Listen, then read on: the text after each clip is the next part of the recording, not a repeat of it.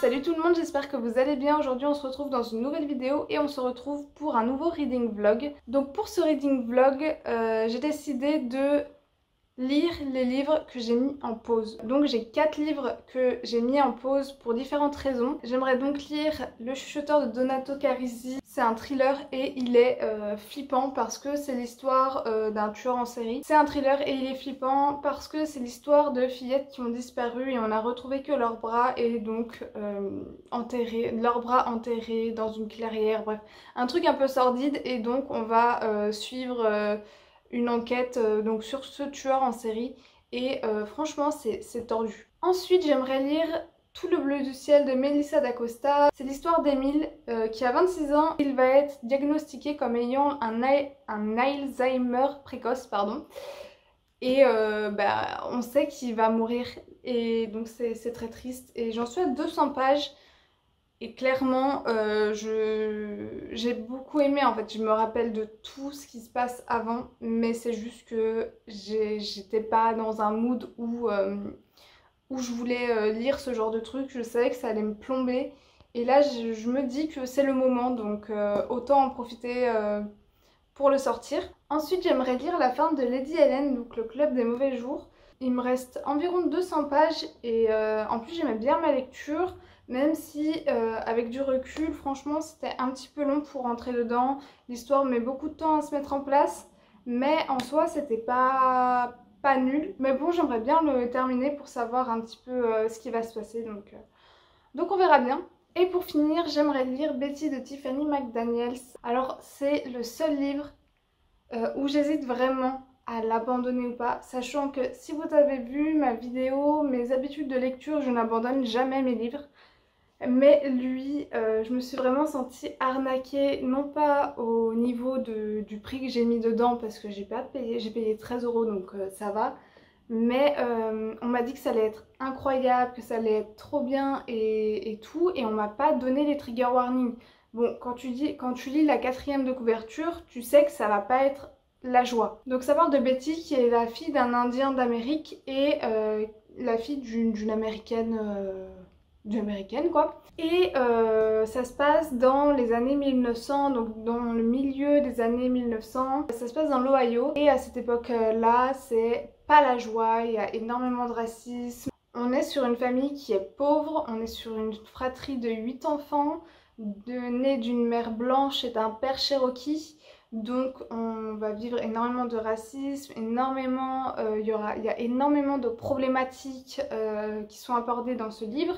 Et en fait on va suivre Betty et on va suivre l'histoire de la famille de Betty à travers ses yeux d'enfant, en tout cas pour l'instant. Et j'ai demandé à me faire spoiler parce que clairement ce qui se passe dans ce livre, c'est l'horreur. Tu te dis ça peut pas être pire.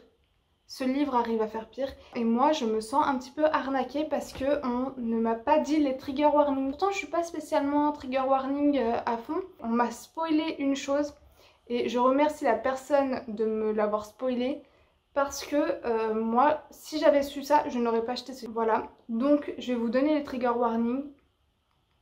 Donc violence psychologique et physique, racisme, viol, inceste, et violence animale. Voilà. Donc voilà. Je suis désolée si ça peut vous spoiler un petit peu, mais pour moi c'était important de les dire parce que c'est pas adapté à tout le monde. Et moi je l'aurais jamais acheté si j'avais su qu'il y avait de la violence animale dedans. Donc voilà. Et je me sens un peu arnaquée à ce niveau-là. Pourtant j'aime bien l'écriture, mais c'est vrai que tu sens en fait que c'est toujours de pire en pire. Et t'as l'impression que ça peut pas être pire. Et si. En tout cas pour l'instant si. Et j'en suis à la page 320. Donc voilà. Je pense que je vais le lire. Je pense que je vais essayer de lire un petit peu la suite. En plus je me suis arrêtée en plein chapitre. Donc je pense que je vais lire un petit peu la suite. Et si je vois vraiment que je peux pas, je l'abandonnerai. Je pense du coup commencer par Le Chuchoteur de Donato Carisi parce que j'ai trop envie de lire du policier. du thriller, du policier, donc j'ai bien envie de continuer même si je risque de flipper. J'en suis à la page 341 sur 560 à peu près. Donc on va voir si ça me plaît ou pas. Je vous reprends quelques jours plus tard. J'ai terminé Le Chuchoteur de Donato Carisi, j'ai adoré. Voilà, il a fallu 1 an pour que je le lise, mais j'ai adoré. J'ai eu très peur, mais ça valait le coup. Franchement, si vous aimez les thrillers et que vous vouliez essayer du Donato Carisi ou voilà, si vous avez lu d'autres romans de ces auteurs, bah, n'hésitez pas, foncez. C'était vraiment bien fait, c'était vraiment tordu. Franchement, la fin, j'étais choquée, je m'y attendais pas. Et c'était vraiment tordu, hein. Il me semble qu'il y a 3 autres tomes, ça fait partie d'une série autour de l'inspectrice qui est Mila Vasquez. Et voilà, franchement c'était bien. Bon, je peux pas trop vous en parler parce que bah, je risque de vous spoiler. Et bon, c'est un thriller, donc en général tu le lis qu'une fois. Enfin, moi en tout cas je les lis qu'une seule fois. Bah, déjà, il faut que je les lise, il faut que j'en lise. Mais bon, bref, ça c'est une autre histoire. C'était vraiment cool, tordu comme j'ai dit, mais c'était vraiment bien. Donc je vous le recommande vraiment. Pour moi, c'est un 4 étoiles. Voilà. Et ensuite, j'ai repris ma lecture de Betty de Tiffany McDaniel. Alors, ce livre, je suis pour l'instant méga mitigée. Il me reste 200 pages et j'ai passé la scène de violence animale. Je l'ai passé, je l'ai pas lu. Clairement, je l'ai pas lu. Je vais vous donner les pages au cas où. Si vous voulez lire ce livre et si vous ne voulez pas lire cette partie-là, sachez que c'est entre la page 400 et 408. Donc de toute façon vous allez le voir venir. Clairement, si vous êtes comme moi et que vous êtes très sensible à la violence en général et que vous ne voulez surtout pas lire des choses comme ça et être confronté à ce genre de récit, passez ça. Après c'est un livre très compliqué, on le sait rien qu'à la 4e de couverture, mais c'est l'horreur leur vie, la vie de cette famille. Cette famille, c'est une horreur. Et là, je commence à vraiment aimer ma lecture. Bon, il m'aura fallu 300 pages, 400 pages. Donc voilà, mais en fait, je pense que le personnage du père, c'est lui qui porte tout le livre. C'est un personnage qui est à la fois beaucoup dans son monde et d'un autre côté, c'est un personnage qui se prend la réalité de plein fouet aussi et qui trouve un échappatoire dans les mythes et légendes parce que lui c'est un Cherokee, donc voilà, il a une vision du monde tout à fait différente et il essaye d'inculquer ça à ses enfants et c'est vraiment beau. Mais d'un autre côté, on a la réalité des années 1900 qui nous détruit quoi. Et ouais, c'est vraiment un livre extrêmement violent, que ce soit tant physique que psychologique, vraiment.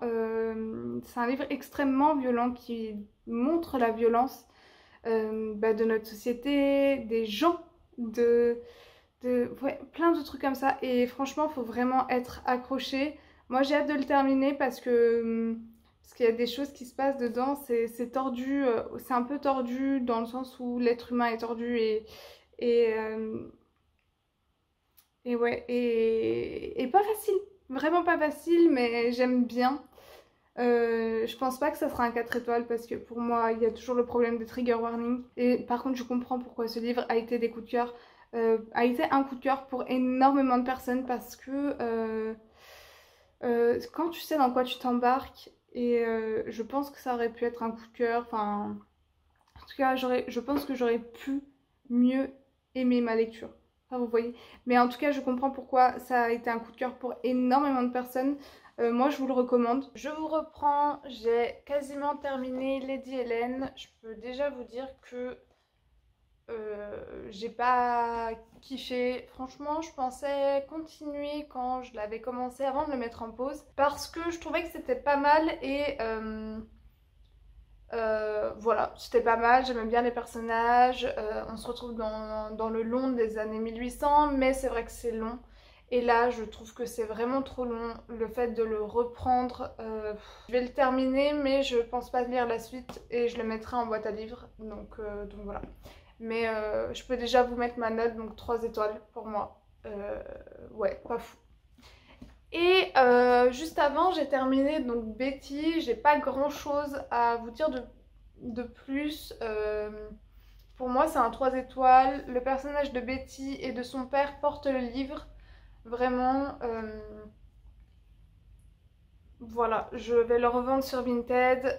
Je vous en ai déjà assez parlé, donc je vais pas continuer. Mais ouais, ça n'a pas été pour moi un coup de cœur. Je vous reprends pour le dernier livre de cette vidéo qui est Tout le bleu du ciel de Melissa d'Acosta. J'ai fait une pause entre Lady Hélène et Tout le bleu du ciel parce que j'avais vraiment besoin de lire quelque chose qui j'étais sûre allait me plaire, parce que entre Betty et Lady Hélène, c'est vrai que ça n'a pas été pour moi des coups de cœur. C'est des livres que je garderai pas dans ma bibliothèque. J'avais pas envie de retourner tout de suite dans un livre qui allait potentiellement ne pas me plaire ou trop compliqué. Et voilà, donc j'ai lu le tome 6 d'Agatha Raisin qui a été une très bonne lecture. Et hier, j'ai un petit peu repris la lecture donc, de Tout le bleu du ciel. Je m'étais arrêtée au milieu d'un chapitre. Je m'étais arrêtée au milieu d'un chapitre et du coup j'ai repris au chapitre précédent. En fait, je trouve que le personnage masculin, c'est même pas qu'il est pas intéressant, c'est qu'il est égoïste, égocentrique. J'ai un peu du mal avec sa façon de faire. Après, bon bah, je respecte parce que bah, chacun réagit à la maladie différemment et il a expliqué pourquoi il a fait ça à sa famille, à ses amis, et aussi pourquoi il demande certaines choses donc à son, comment dire, à Joanne. À Joanne, qui est la personne qui l'accompagne dans son road trip, qu'il ne connaît pas vraiment. Et Joanne, elle est sympa. Elle est sympa, c'est un personnage un peu compliqué, c'est un personnage où tu sais pas trop ce qu'elle pense, ce qu'elle ressent. Elle est très dans la retenue. Ce qui est intéressant, c'est de voir la dynamique entre Joanne et Émile, voir ce qui va se passer, comment ça va se passer. Hello, je vous reprends du coup une dernière fois dans ce vlog. Je parle pas fort et je suis désolée pour cette luminosité parce que il est actuellement 7 h du matin. Et mon copain dort à côté, mais bon, j'ai envie de filmer maintenant, donc voilà. Mais j'ai terminé Tout le bleu du ciel de Melissa d'Acosta, j'ai bien aimé. J'ai quand même trouvé qu'il y avait des petites longueurs, mais ça va, ça va. J'ai bien aimé la plume de l'autrice, vraiment. Les personnages de Joanne et Neil sont cool, ils sont intéressants à suivre. Voilà. Après, pour moi, c'est pas le livre de l'année. Je pense que je lirai d'autres livres de l'autrice. Pour moi, c'est quand même un 4 étoiles. Donc voilà, je me note assez bien. Donc je le recommande. Mais c'est vrai que c'est une lecture très difficile. La fin était très dure. Bah, parce qu'en fait, on sait ce qui va se passer. Il y a un truc qui m'a quand même un peu déçue parce que je voulais pas que la relation évolue dans un certain sens et ça a évolué dans le sens que je ne voulais pas, parce que oui, c'est une possibilité, hein, donc c'était une des deux possibilités. Je me suis dit en fait c'était un petit peu la facilité. J'ai bien aimé comment la maladie était traitée. Après, je sais pas si c'est vraiment réaliste ou pas. J'avoue que j'ai pas fait de recherche. J'ai vu que beaucoup de commentaires sur Goodreads disaient que bah, c'était mal abordé, c'était pas réaliste, nanana, nanana. Je sais pas, moi en tout cas j'ai bien aimé. C'était très intéressant, c'était bien fait, franchement c'était bien fait, parce que bah, quand on se retrouve avec Émile qui est dans ses pertes de mémoire, bah, c'est un peu flippant et à la fois... ouais, c'était super bien fait, franchement. Tout ça pour dire que je vous le recommande. Pour moi, c'est un 4 étoiles. Je suis contente que ce dernier tome m'ait plu, parce qu'en fin de compte, sur les 4 lectures, j'en ai aimé que seulement 2. Donc Le premier, donc le Donato Carisi, et celui-là.